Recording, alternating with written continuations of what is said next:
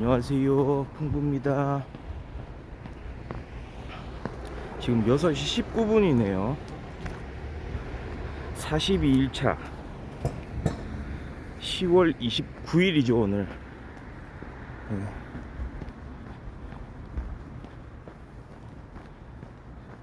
42일차 10월 29일 또 이렇게 아침 걷기를 시작하고 있습니다. 자, 각도를 조금 잡아주고요.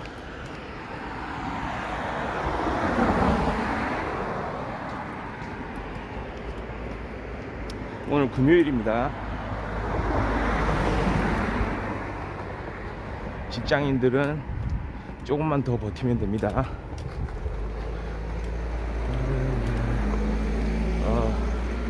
이게 배경화면 보세요. 저기 하늘빛.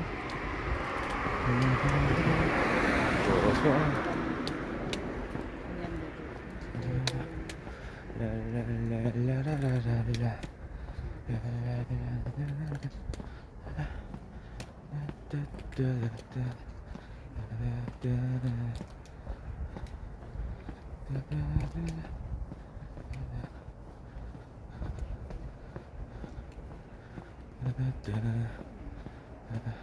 날씨가 오늘은 좀 포근합니다. 확실히 제가 일기예보를 항상 보고 다닌다고 말씀드렸죠. 지금 대략 한 6도 정도 되는 것 같습니다. 한 2, 3도 되면 좀 썰렁한데 지금 6도, 한 6, 7도 포근하죠. 포근한 상태에서 잘 이렇게 이제 출발하고 있습니다. 오늘 낮 기온은 한 19도까지 올라간다네요. 어제랑 비슷합니다. 낮에는 조금 더울 수도 있어요. 막 활동하다 보면은 좀 덥더라고요.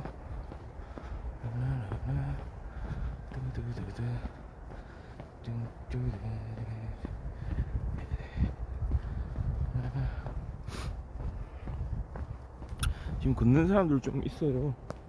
저 뒤에 할머니 두 분 또 계시고요. 날씨 좀 포근하니까 이렇게 좀 사람들이 많이 걷네요.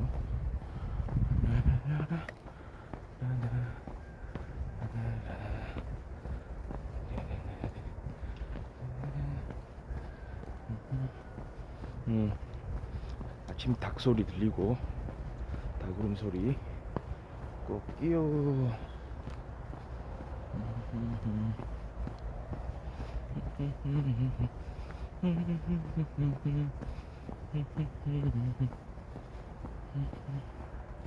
샤랄랄랄라.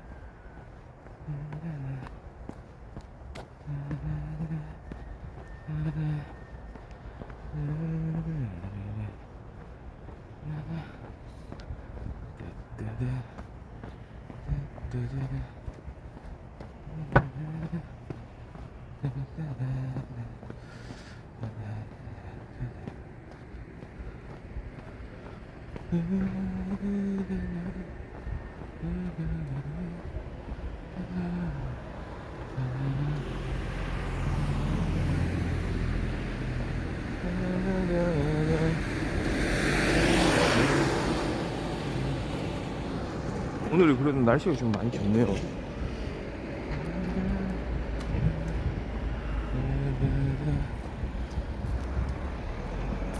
오늘 안개가 좀 안 끼는 날씨 같아요. 좀 주변이 선명한데요.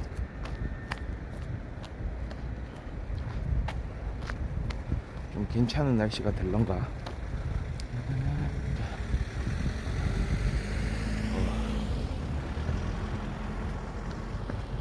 이런 조금 이제 진짜 가을 같은 날씨, 겨울을 기다리는 이런 날씨가 될 때 그래도 야외로 이렇게 나와야 되지 않겠습니까?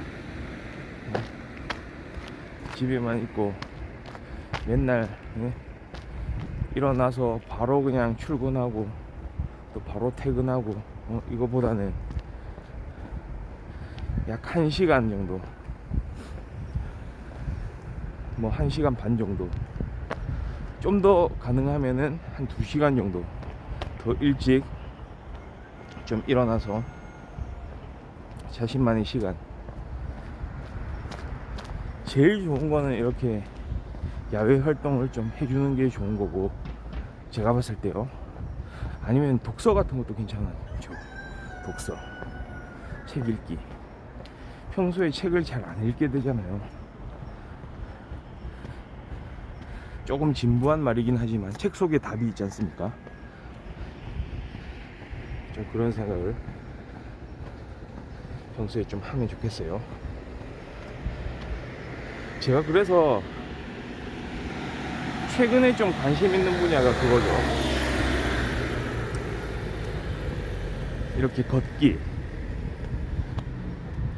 걷는 것 자체가 이제 재밌잖아요. 재미를 붙이면 재밌게 되는 거고요. 그 다음에 걷기도 어떻게 하냐에 따라서 다를 수 있잖아요. 좀 더 재미난 장소에 또 가가지고 할 수도 있는 거고요. 그런 데 가서 또 맛집도 탐방할 수 있는 거고요.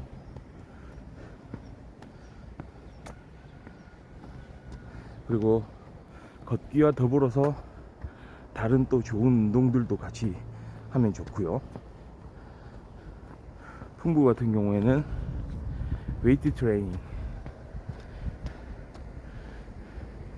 스포츠 지도사라고 하죠. 트레이너 하는 건데요. 스포츠 지도사 자격이 있죠, 이분은.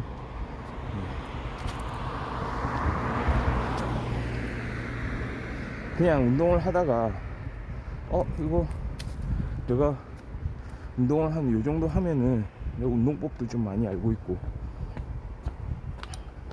운동을 가르치는 거에도 관심이 좀 있고, 다른 사람들 가르쳐 주는 거, 주변 사람들한테 동작 같은 거 알려주고, 어떻게 몸을 좀 관리해야 되는지 그런 거. 그렇게 하는 게 재밌더라고요. 그래서 스포츠 지도사 자격이 있는 분부 제가 예고를 하나 해드렸죠. 나중에 이제 걷기 방송은 기본이고요. 약간의 웨이트 방송 가능성이 있습니다. 기대를 해주시고요.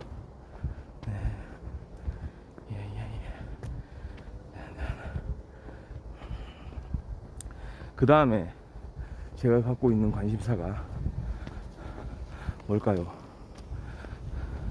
독서요. 책 읽는 거, 책 읽는 습관. 평소에 현대인들이 의외로 다양한 정보에 노출이 돼 있기 때문에 의외로 책을 직접적으로 읽는 그런 습관을 못 가진 사람들이 많죠. 예전보다 더하다고 생각해요. 저는 책으로부터 얻을 수 있는 정보보다 오히려 다른 시각적인 영상 매체들 통해서 얻는 정보들이 좀 많아지고 있잖아요. 특히 유튜브.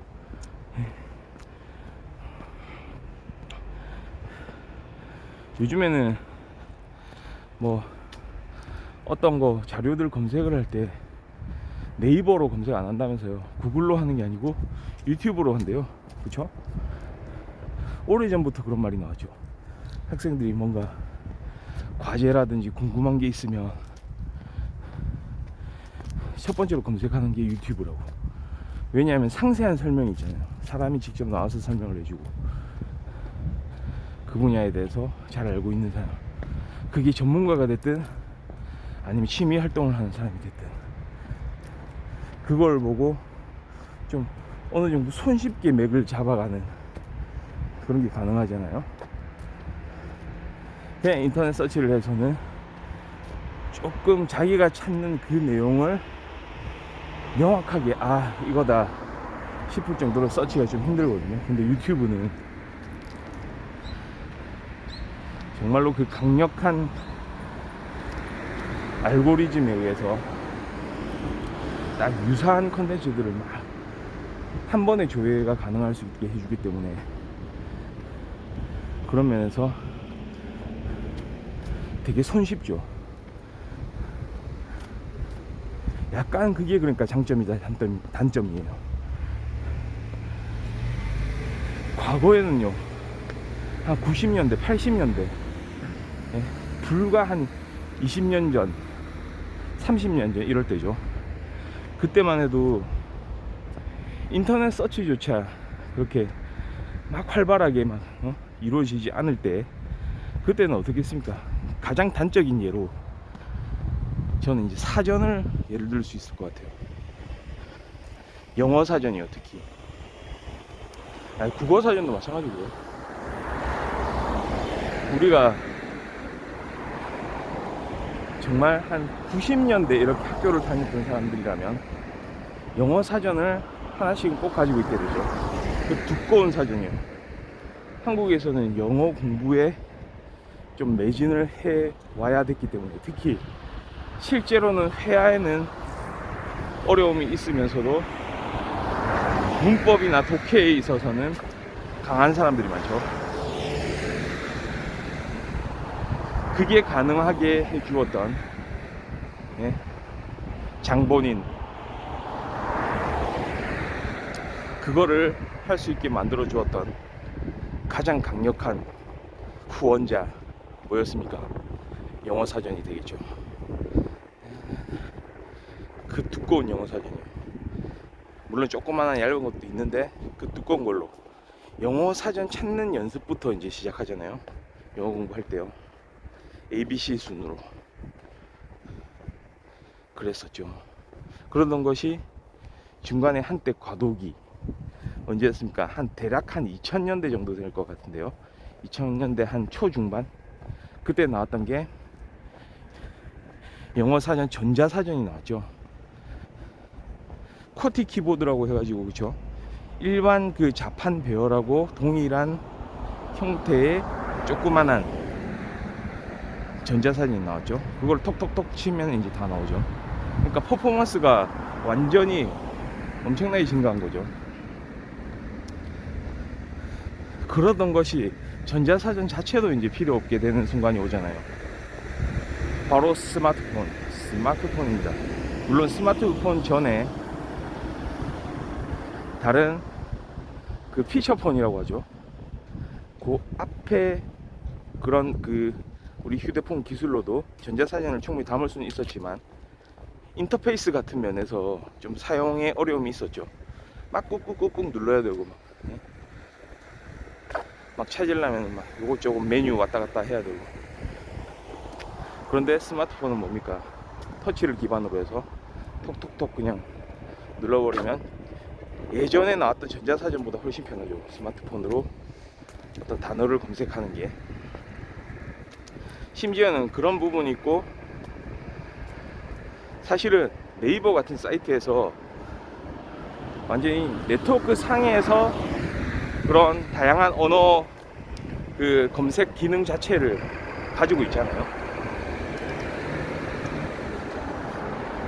그래서 사실은 어플 자체를 깔 필요도 없고요. 그냥 네이버 들어가서 해당 언어를 쳐보기만 하면 되죠. 그 단어를요. 그럼 딱딱딱 바로 검색이 되는 지금 그런 상황입니다. 그렇죠?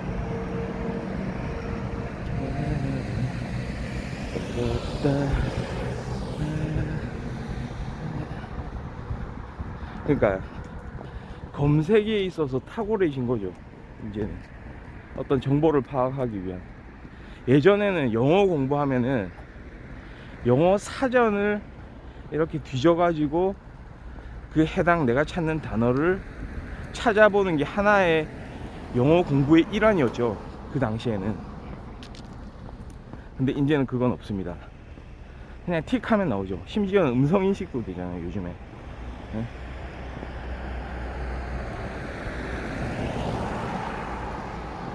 대신 발음은 좀 신경 써서 해야 되겠지만요. 마더, 파더 검색되잖아요. 심지어 그 기능이 이제 그 TV 안에도 있고요. IPTV 같은 거 보면 다른 웹사이트하고 연결되는 그런 TV들. 그러니까 이제는 정말로 그 해당 공부 외적인 부분은 다 좀 이렇게 편리하게 예? 바로바로 제공되는 그런 환경이 됐잖아요. 그겁니다. 이런 와중에 또 유튜브가 활성화되기 시작하고,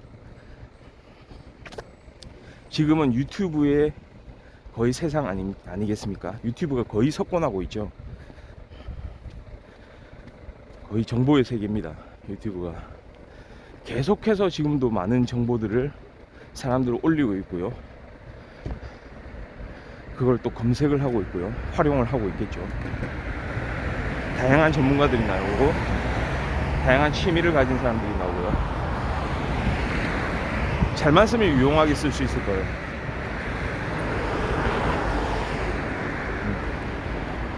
근데 제가 지적하는 건 그겁니다. 항상 저는 그런데 좀 관심을 가지고 지켜보는 편이거든요.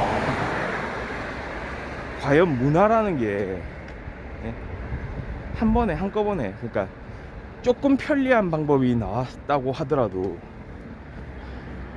바로 예전에 우리가 가지고 있던 문화들이 바로 이동해 버리는가, 그 패턴 자체가 어떤 생활 습관 같은 거 완전히 그냥 이동을 해버리는가, 그렇지는 않은 것 같거든요. 제일 단적인 예가 저는 책 읽기라고 생각합니다. 독서. 이게 마치 전에도 이야기했던 그 TV와 영화관에서 상영하는 영화, 집에서 이렇게 거실에서 보는 TV를, 그 둘의 관계를 좀 유사하게 생각해 볼 수 있는데요.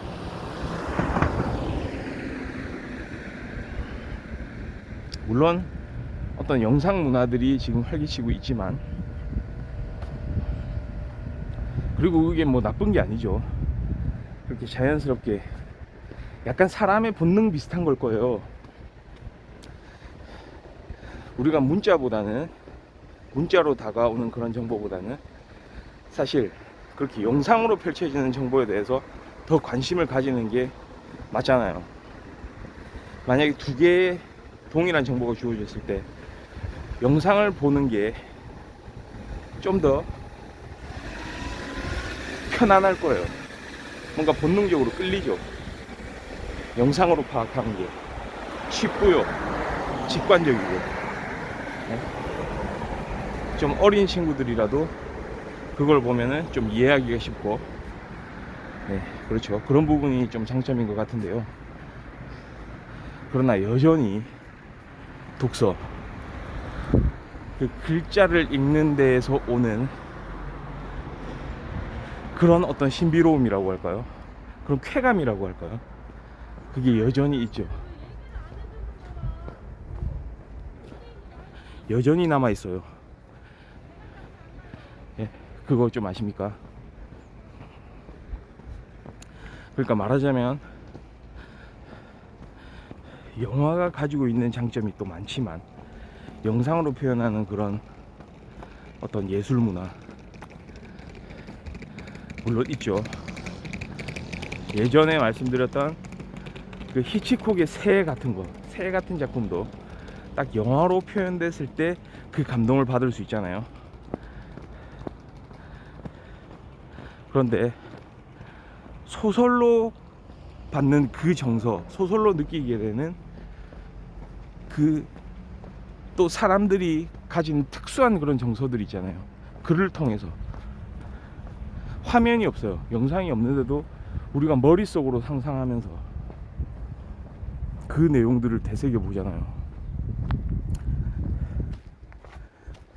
완전히 상상력이죠.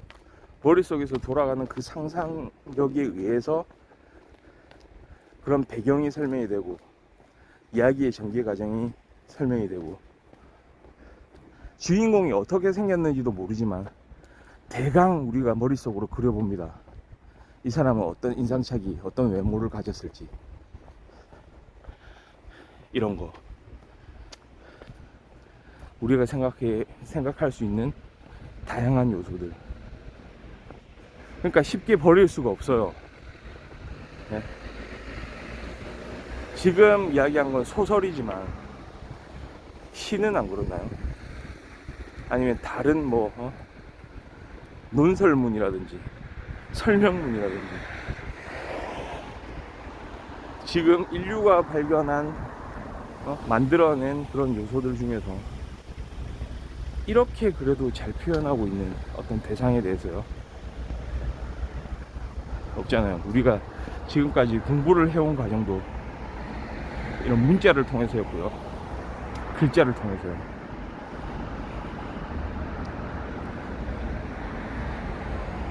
그래서 인류의 항상 최대 발견 이런 데는 항상 상위권, 거의 최상위권이죠. 최상위권에 들어가는 게 뭡니까? 인쇄술이잖아요. 활자 인쇄술. 15세기인가요? 구텐베르크의 금속 활자. 물론 한국이 그거보다 앞서서 금속 활자를 만들어냈죠. 근데 세계적으로 인정하는 거는 구텐베르크의 인쇄술이잖아요.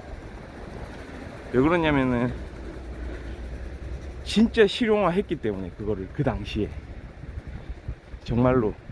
그러니까 인쇄술 자체를 발명만 하면 뭐합니까? 만들어내기만 하면 뭐예요? 그거를 활용해서 실제로 그 문화가 전파되는데 활용을 해야 되잖아요. 그게 목적이었잖아요. 그러니까 그게 된 거예요. 그 전에는 사람들이 어떤 정보라든지 지식이라든지 독점을 해왔겠죠. 가진 자들에 의해서 제대로 된 그 정보를 전달할 그런 수단을 갖고 있지 못했기 때문에. 근데 그 활자 인쇄술을 그렇게 발명을 하고 그런 기술들을 퍼뜨리고 실제로 책을 찍어내면서, 금속 활자를 통해서 찍어내면서 많은 사람들이, 일반인들이 똑같은 정보들을 대할 수가 있게 되는 거잖아요. 다룰 수가 있게 되죠. 바로 그겁니다.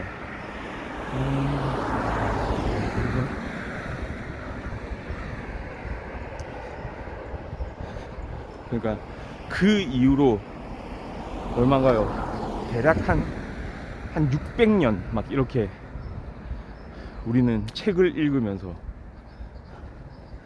이렇게 정보들을 습득을 하게 되고 교육을 하게 되고 학습을 하게 되고요. 그렇게 지내온 거잖아요.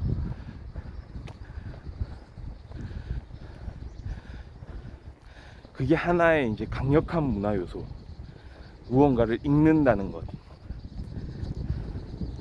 읽어 내려간다는 것. 우리는 항상 교육하면은 무언가를 읽는 것을 제일 먼저 이제 떠올리게 되는 거고요.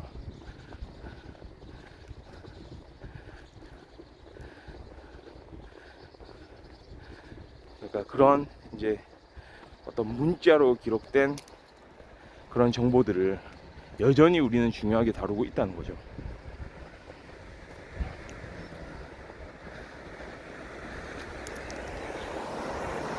그리고 그렇게 글을 읽었을 때 발휘되는 어떤 인간의 능력, 그렇죠. 딱 영상을 통해서 가질 수 있게 되는 거, 영상을 보면서 직접적으로 우리가 체감하는 것과는 또 다른, 맞죠? 어떤 상상을 해야 되는 부분, 좀 더 고려해서 생각해야 되는 부분, 그런 부분들이 좀 발달이 될 수 있는 것 같아요. 그리고 여전히 우리 지금 이 세상의 평가 요소들은 다 그 인쇄된 문자들로 이루어지잖아요. 시험이 그렇고요, 지금 뉴스 기사들이 그렇고요. 뭔가 소통을 할 때도 서신으로 하고요, 그렇죠? 글자를 통해서. 여전히 예를 들어서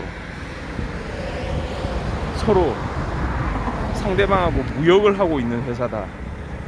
어떻게 합니까? 자기가 이야기하고 싶은 바를 카메라로 찍어서 뭐 상대방한테 전송을 하나요? 아, 뭐 그렇게도 할 수 있겠죠.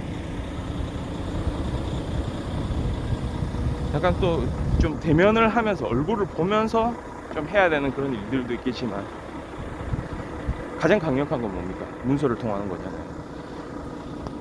그러니까 얼마나 그 해당 문자로 기록된 정보에 대한 이해력이 중요한지, 또 어떻게 그걸 다루어야 되는지, 여전히 그 부분이 우리 생활에서 큰 부분을 차지하고 있죠. 그렇습니다. 그런 부분이 있는 거죠.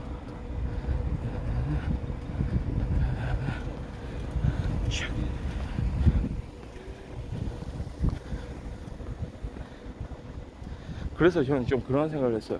아, 역시 사람은 좀 읽어야 되는구나. 무언가를 읽고 머릿속으로 생각하고. 요즘에 영상 문화가 이렇게 막 무르익고, 우리 관심은, 많은 관심사가 이제 영상 쪽으로 이렇게 이제 쏠려가고 있을 때, 특히 좀 소중한 게 책을 읽는 것이구나, 이런 생각을 좀 하게 됐어요. 그런 거죠. 여전히 아직도 많지는 않지만 오프라인 서점들이 있잖아요. 그래서 저는 이제 생각을 했죠. 사실 작년까지만 해도 저도 별로 그렇게 관심 없었어요. 간혹 도서관에서 한 번씩 뭐 책을 빌리거나 할 때는 있었죠. 근데 그게 아니구나. 서점을 가보자. 오프라인 서점을 직접 찾아가서 거기에 분위기도 느끼면서 어떤 책이 나왔는지 구경도 하면서 책을 구입을 하자. 책을 사자. 한 적어도 한 달에 2번 정도는, 그러니까 보름에 한 번 정도 되겠죠.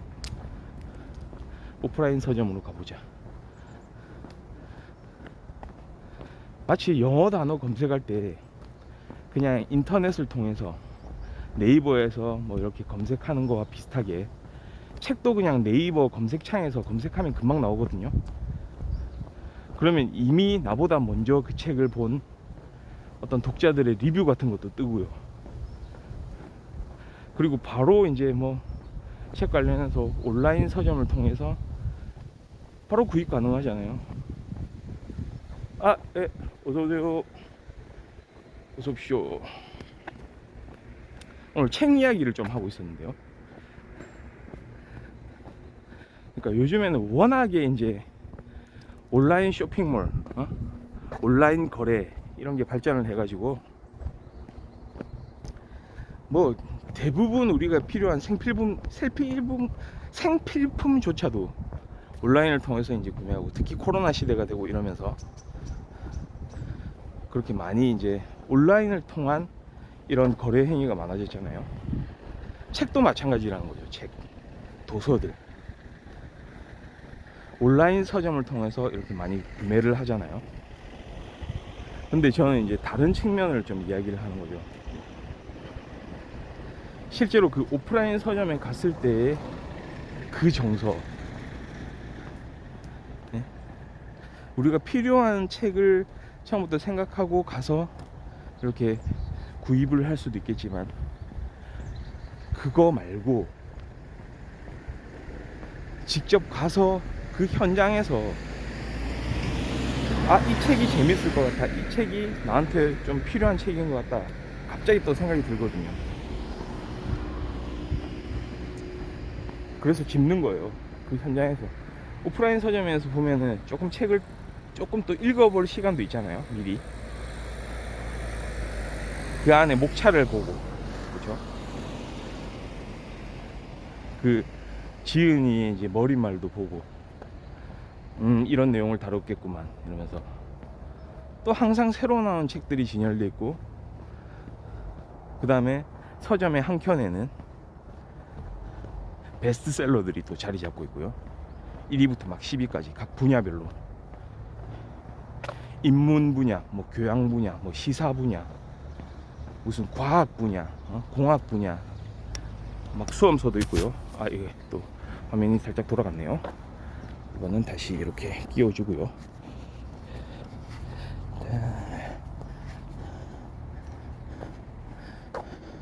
이게 배터리가 오래 못 가서 이런 것 같습니다.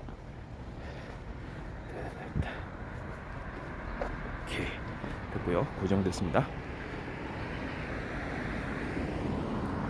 그러니까 그런 거를 만끽할 수 있는 우리 오프라인 서점. 제가 딱 그런 생각을 했거든요. 딱 서점으로 가는 날은, 그러니까 서점에 딱 가면서 서점 그 앞에 이제 딱 도착해가지고 들어가기까지의 그 설레는 마음, 뭔가 다양한 막 재밌는 거리들이 막 펼쳐져 있을 것 같은 그런 심정, 뭔가 마치 내 친한 친구가 거기서 기다리고 있을 것 같은 그런 기분, 그런 생각 안 드나요? 가면은 또 막 다양한 친구들이 있는 그런 기분, 무슨 동창회 같은 데 가는 그런 느낌. 저만 그런가요? 나만 그런가? 그런 게 좋다는 거예요. 그래서 그 중에서 이제 선택되는 그런 책 한 권, 한 두어 권 이렇게 들어가지고 다음 서점 또 방문하기 전 한 2주간 그거를 읽어보는 거죠.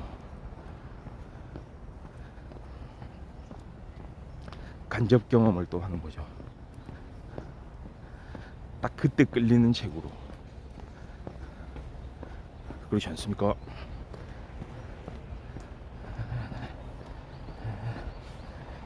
말씀드리는 순간 지금 6시 51분, 예, 한 4,000보 넘게 이렇게 걷고 있고요.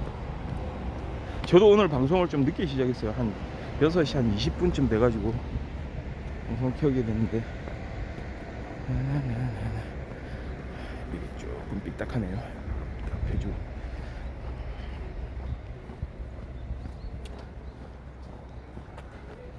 그러니까 그게 진짜 괜찮은 거죠. 물론 하루하루 매일매일은 유튜브를 좀 많이 보게 되겠지만, 그거는 어떤 하나의 커다란 어떤 시대의 흐름이고, 우리가 그런 영상을 통해서 정보를 얻는다는 것은, 근데 여전히 아직도 딱 그런 책을 읽는 즐거움, 책을 고르는 즐거움, 그게 남아있거든요.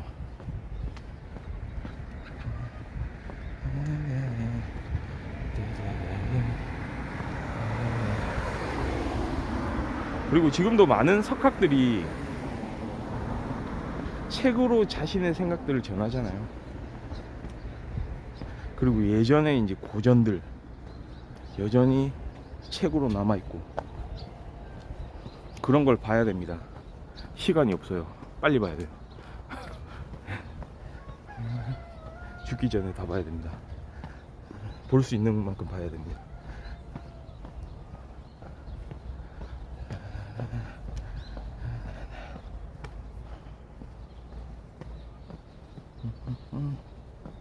예전에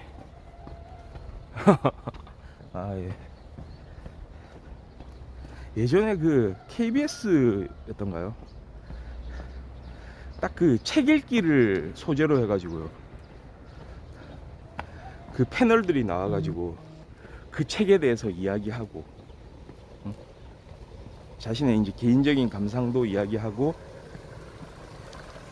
그 다음에 뭐 사회 비판도 좀 하면서, 막 거기에 출연한 사람들이 뭐 영화배우, 탤런트 이런 사람들도 출연하고, 그 다음에 실제 시인이나 소설가들도 나오고요.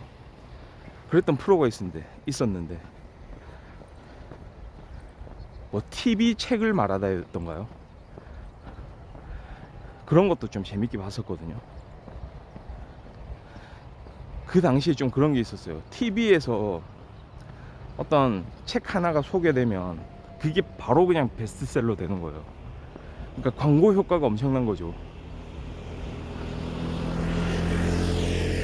그러니까 처음에는 그런 경우에 처음에는 좀 순수한 의도로 이런 책 소개도 하고 책 자체를 컨텐츠로 해가지고 막 많은 이야기도 해보고 막 이랬는지 모르겠는데, 갈수록 이제 어떻게 되느냐, 뭔가 또 로비가 들어오겠죠. 이 책을 자연스럽게 소개해달라, 그런 일들이 있을 것으로 예상이 됩니다.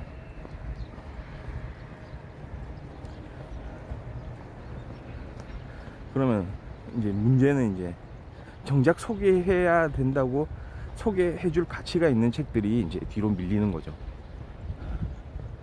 거꾸로.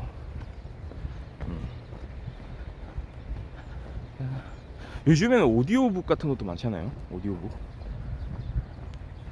딱 뭐 보니까 요즘에 뭐 좀 유명 인사들이, 뭐 탤런트나 영화배우나 가수 이런 사람들이 뭐 그 책, 해당 책의 내용을 쭉 읽어주고 그거를 뭐 음성 파일을 통해서 이렇게 청취하고 이러는 것도 있더라고요. 오디오북. 그런 문화도 또 좀 있는 것 같아요.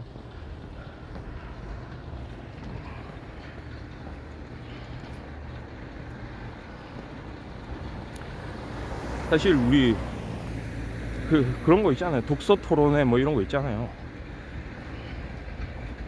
옛날에 어렸을 때 또 초등학교, 뭐 중학교, 고등학교 항상 어떤 서클,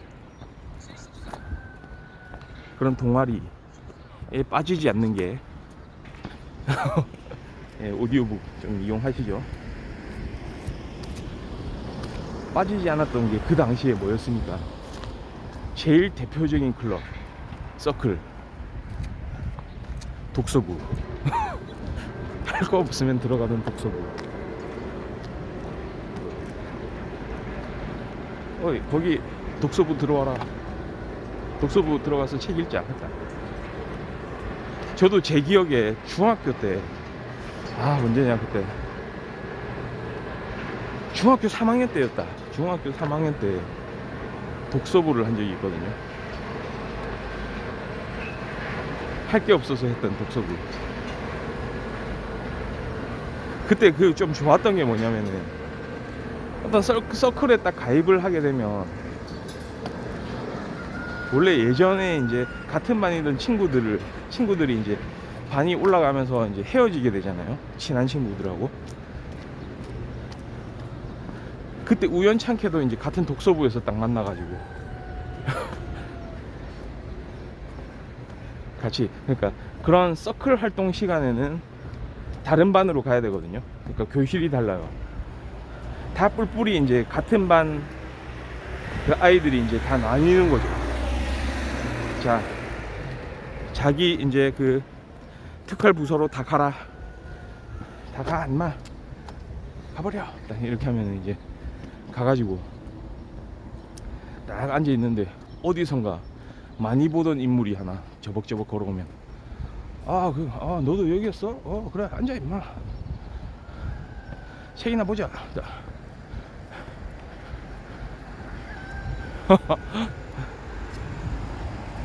그거는 세대 문제가 아니고요.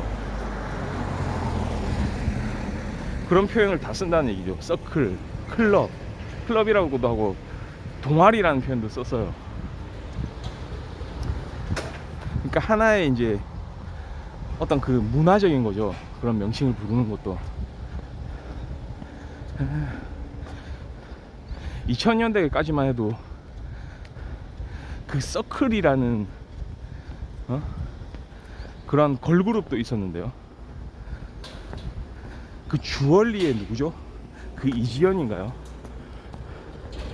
동호회, 동아리, 그런 표현을 다 썼죠.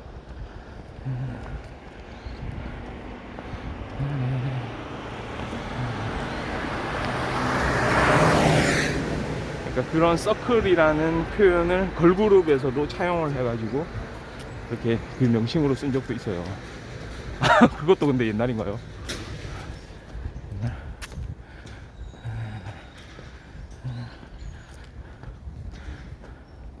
제 누누이 말씀드리지만 저 40대예요.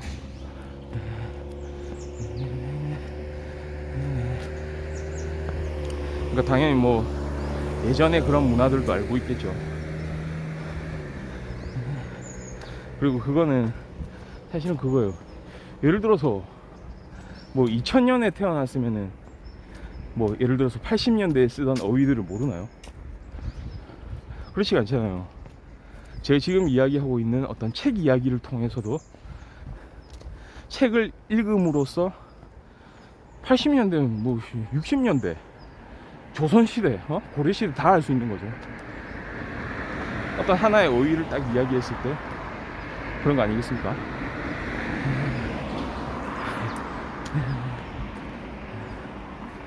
그러니까 다시 이제 본론으로 돌아가서 딱 이제 친구를 만날 수 있는 그런 환경도 조성이 된다는 거죠. 그때 친한 친구 딱 이제 옆에 앉아가지고 그 당시 우리 독서반의 또 선생님도 제가 좋아하던 선생님이었는데 그때 기술 선생님, 기술이라는 수업이 있었는데 또 하필이면은 또 기술 담당 선생님이 여자분이었어요. 여선생님.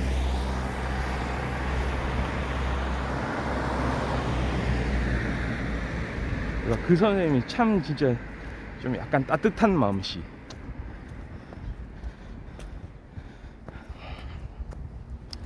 딱 이제 아이들이 뭔가 이제 실수해도 좀 던지거나 이렇게 안 하고, 아 그래 좀 이해를 해주려고 하고, 좀 그런 게 좀 많았던 선생님이었던 것 같은데, 하여튼간에 그런 이제 선생님이 이제 우리 책 읽자, 그 동호회 시간, 동아리 시간, 그 클럽 활동 시간에는 희한하게 또 던지더라고요. 야, 책 읽어라. 딱. 그래. 너희들 책 읽어. 그 순간만큼은 던지고 싶었나 봐요. 그래서 우리는 책을 이제 하나씩 집어들고는 읽기 시작했죠.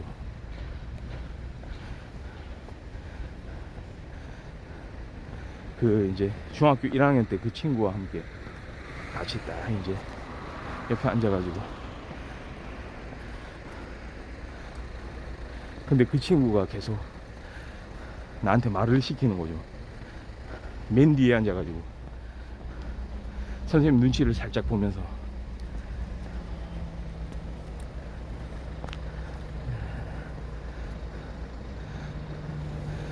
막 이런 일이 있었는데 이렇게 같이 할래? 뭐 이런 거. 우리 집에 갈래? 그 친구 집에도 자주 놀러 갔었는데,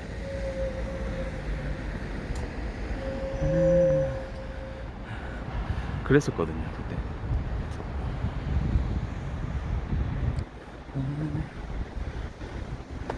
막 그 중학교 때는 진짜 온갖 패드립이 막 난무하고,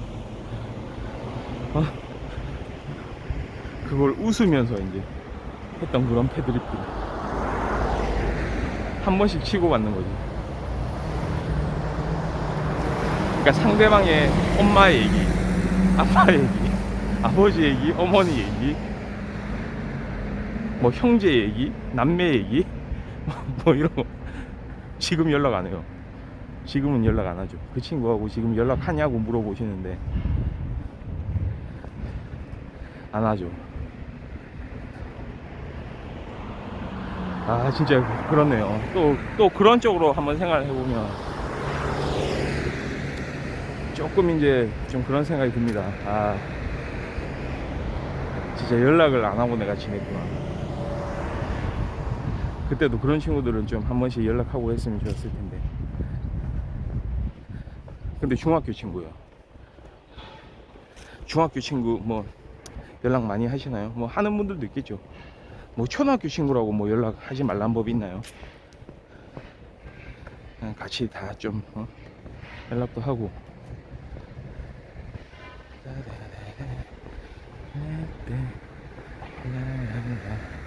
그 친구들도 이제 다 이제 40대가 돼가지고 이렇게 이제 사회에서 그 어떤 자기의 위치에서 딱 자리에서 그렇게 활동을 하고 있겠네요.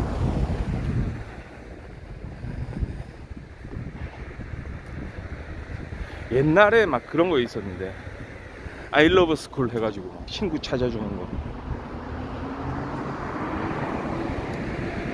우리 근데 약간 그런 게 있잖아요. 편견 비슷한 건데 중학교 친구하고는 잘 막 연락 안 하고 막 이런 게 좀 있잖아요. 사실 고등학교 친구들은 좀 연락도 하고 막 그런 게 있는데 중학교는 약간 등한시하는 이런 게 있잖아요. 그러니까 그런 거를 그때 그 친구를 좀 찾게 만들어주는 그런 인터넷 사이트 I love school. 그게 한창 90년대 말 2000년대 초반 그렇게 붐을 일으켰다가 소리 소문 없이 사라져. 그거를 통해서 말이죠. 진짜 막 아저씨 아주머니들이 그냥 막 그냥 난리 났던 거예요. 그 당시에. 그게 한국에서 진짜 인터넷을 통해서 어떤 그런 가족 문화, 그런 친구들과의 관계에 대한 문화를 완전히 싹 바꿨거든요.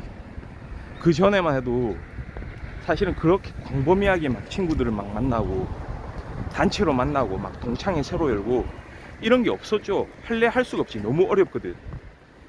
그냥 한 명이 나 보고 싶은 친구가 있으면 그 친구만 그냥 만나고 띠 끝나는 거지.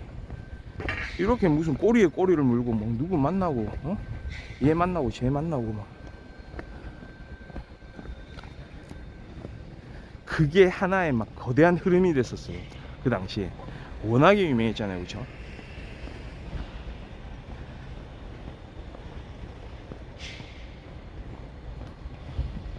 어린 학생들부터 시작해가지고 초등학교 때 친구를 만나고 싶다 막 이래가지고 거기에서 그냥 뭐 웹상에서 막 이야기 나누는 거예요. 막 쪽지 보내고 뭐 하고 글 남기고 자기 사진 올리고 뭐 그러면은 사실 저도 이제 거기 이용을 해봤는데 예전에 좀 궁금하잖아요. 그러니까 제가 보니까 초등학교 그 시절에 한 반이 그냥 완성이 되던데요. 한 반이 딱 완성이 돼 있어요. 한 3, 40명 네? 다 들어와 있어요. 거기 한 반이 뭐 6학년 1반, 6학년 2반.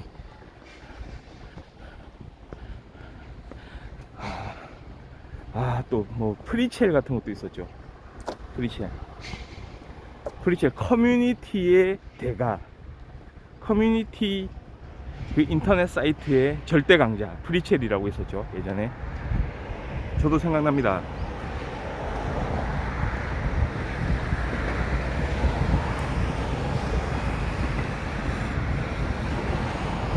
거기서 모임 같은 거 많이 했었죠. 학교에서 수업 같은 거 하면, 그러니까 뭐 프로젝트성 수업이 있으면은 그 과제도 막 거기 리포트 같은 것도 거기 올리고 그랬었던 걸로 생각나요. 거기서도 소통할 수 있고 막 댓글 달고. 근데 그것도 언제부턴가 소리 소문 없이 사라졌죠. 그때 그 당시 약간 좀 실책을 했던 것 같아요. 프리첼 쪽에서 갑작스런 유료화 전환 뭐 이런 거 했었을 거예요. 그래서 사실 그거를 많이 활용하던 이제 또 갑자기 그 생각나네요. 대학생들이 정말 많이 활용하지 않았어요. 그 당시에 프리첼을요. 근데 대학생의 특징이 뭐냐? 돈이 없어. 그러니까 단돈 막 거기 이용 요금을 한 몇천 원 이렇게 해도 그 돈이 아쉬운 거예요. 대학생들은 돈이 없어. 막 뭔가 다른 일을 해야 되는데 그걸로 1,000원, 2,000원 이렇게 막 부족한 그 학생들이 돈을 내라고 하니 사이트에서 지금까지 그냥 잘 사용하던. 그러니까 프리첼의 그 당시에 판단 착오는 뭐냐면 돈이 문제가 그러니까 요금이 문제가 아니었거든요. 이용 요금은 진짜 나중 문제고요.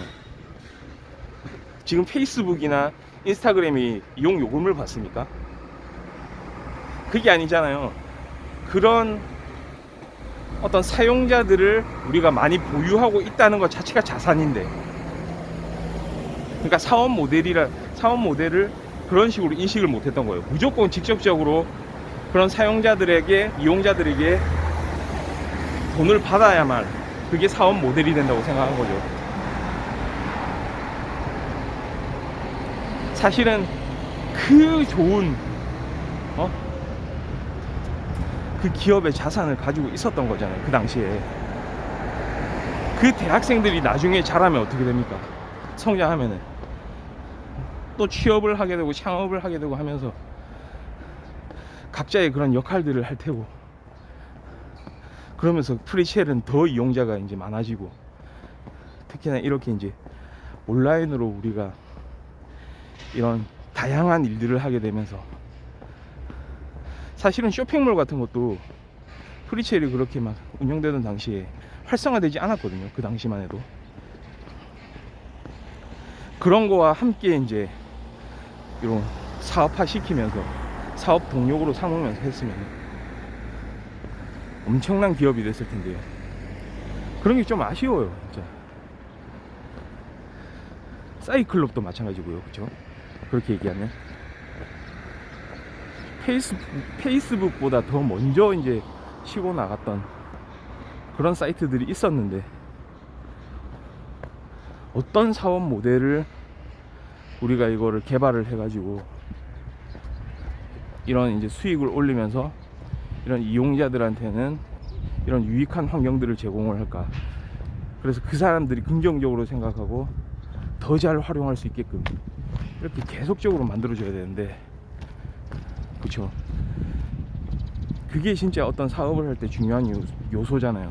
그런 거에서 성공한 사람들이 지금 완전 그런 다국적 기업들을 이끌어가고 있는 거고, 그게 좀 아쉽습니다. 네. 자, 오늘 7시 10분 이렇게 또 넘어가고요. 네. 보너스로 한 6,500보 이렇게 붙고 있습니다.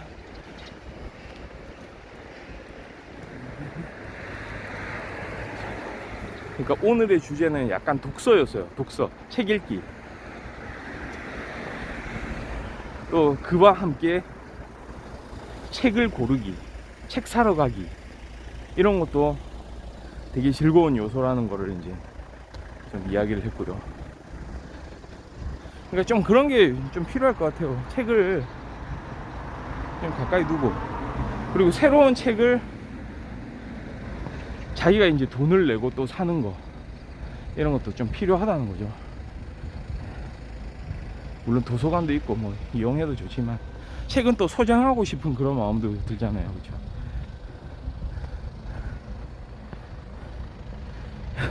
옛날에 독서부 그 서클 했을 때 그 생각나네요, 진짜. 그 친구도 생각나고, 같이 책 조그만한 거 막 그렇게 보던 것도 생각나고.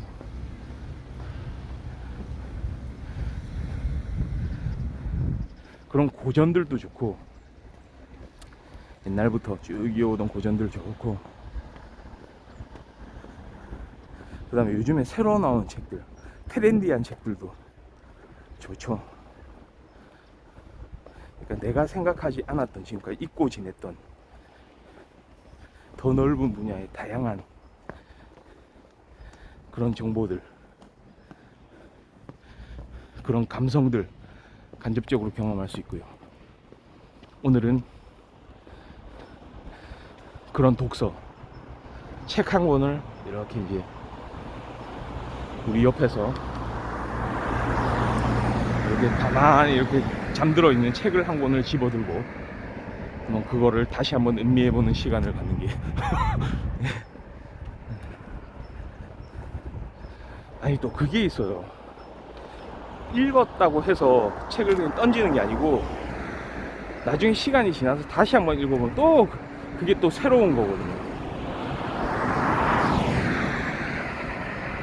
또 거기에 대해서 새로운 어떤 감성을 일깨우거든요. 네. 그래서 그런 것도 필요한 것 같아요. 그게 또 책이 좋은 점 아니겠습니까? 항상 우리가 소장하면서 언제라도 꺼내 읽어볼 수 있는.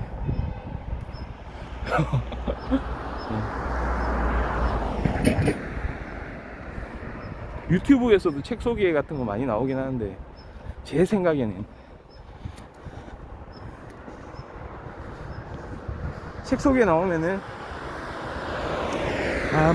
그렇죠. 그 책을 난 도저히 좀 읽어보기는 좀 그렇다, 어렵다 싶으면 뭐 그 방송을 볼 수도 있는데, 그 방송보다는 직접 자기가 먼저 보는 게, 먼저 그 책을 읽어보는 게 좀 필요하지 않나, 중요하지 않나, 이렇게 생각하면서 오늘 방송은 여기서 마무리하도록 하겠습니다. 자, 오늘도 금요일이죠. 좀 잘 버텨주시고, 저는 내일 같은 시간 토요일 아침에 만나 뵙도록 하겠습니다. 예. 네. 감사합니다. 바이.